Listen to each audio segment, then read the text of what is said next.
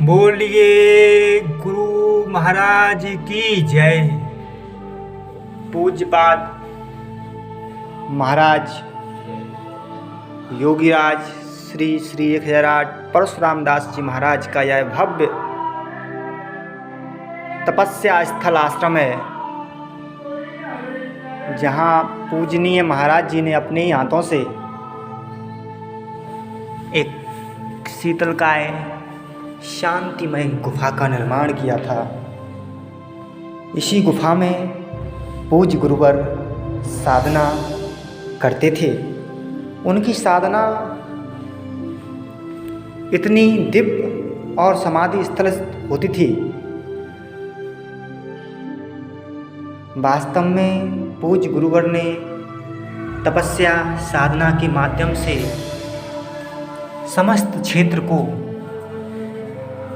जो प्रसन्नता, खुशियाँ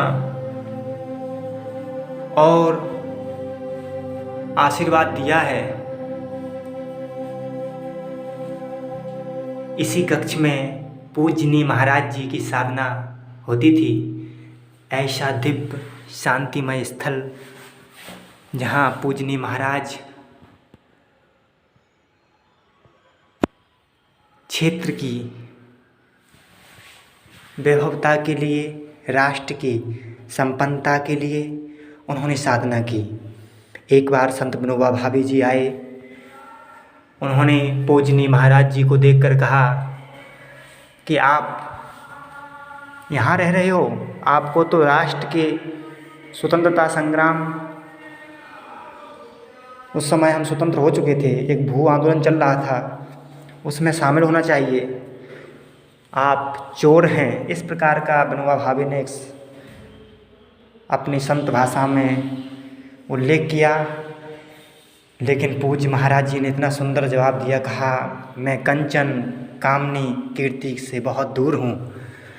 यह कथन सुनते ही विनोबा भावे जी पूज्य महाराज जी के चरणों में लेट जाते हैं, साष्टांग प्रणाम करते हैं। तो ऐसा यह आश्रम है जहाँ महाराज जी की साधना, तपस्या से प्रत्येक वृक्ष सुगंधितमान है।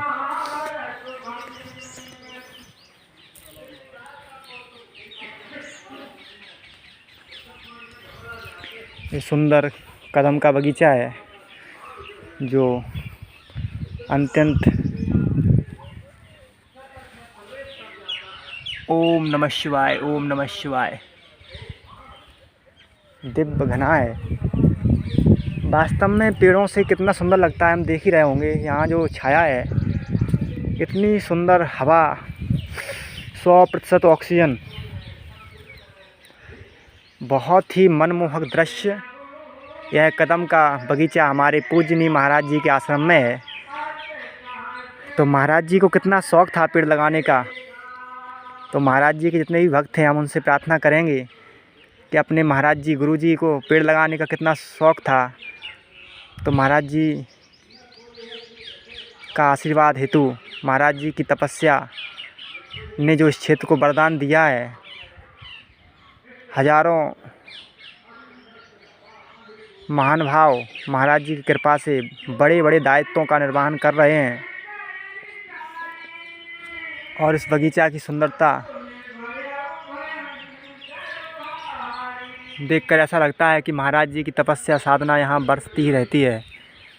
तो हम भी आने वाली बरसात में एक पौधा अवश्य लगाएं और उसकी सेवा करें। जहाँ भी आपको लगता है यहाँ हो सकता है वहीं लगाएं।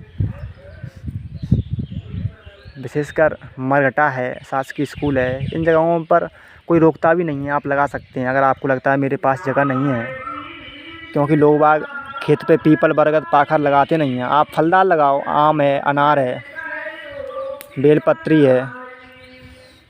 तो ये महाराज जी का जो आश्रम है, तो पूज्य महाराज जी की एक पाठशाला हुआ करती थी। उस पाठशाला में श्रीलाल शास्त्री शालिग्राम दास जी महाराज उस समय के महान भागवताचार्य थे। आपकी भागवत संस्कृत की उस समय सुप्रसिद्ध भागवत हुआ करती थी। जब कुंभ जाते थे, आप प्रयागराज हरिद्वार के कुंभों में गए हैं तो वहाँ की भागवत में आपने जो कथा सुनाई तो लोग बाग उस कथा को श्रवण करने आते थे और कहते थे, वास्तव में शास्त्री जी आपकी कथा बहुत ही मनमोहक है।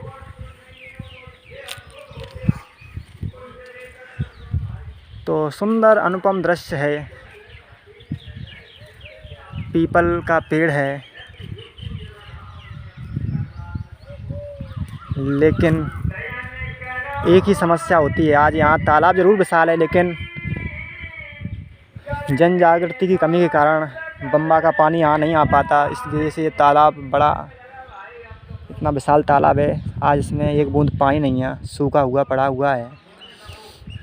क्योंकि आज जो युवा शक्ति है, अगर वो चाह ले कि हमें इस तालाब को भरना है, और आज शासन और प्रशासन के भरोसे हम नहीं बैठ सकते, क्योंकि उनको जहाँ पैसा दिखता है वहीं पर वो कार्य करवाना चाहते हैं। बाकी उन्हें को ना प्रकृति से कोई मतलब है, ना भारत के वैभव से कुछ करना है, एक आध दो अपवाद को छोड़कर।